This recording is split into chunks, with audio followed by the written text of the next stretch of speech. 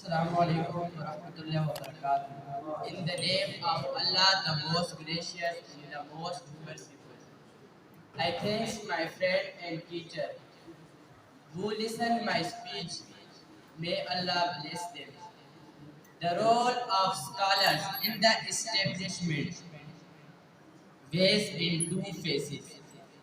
On stage is that when the Muslim Empire ended here, and the British took over, East India Company did not rule for 100 years.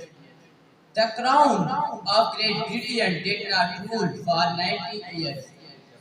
The struggle against British occupation was led by in this freedom movement Siraj-ud-Daulah, Tipu Sultan, शहदाए बलाकोट, सरदार शहीद अहमद खान, शाह इस्माइल, मौलाना अशरफ अली थानवी, शबीर अहमद उस्मानी, जफर अहमद उस्मानी will be seen standing behind Qaid-e-Azam Tehreek-e-Pakistan. These scholars participated in the first line of leadership on the day of independence. 14,000 scholars were hanged at one time. I want to end my speech on this verse.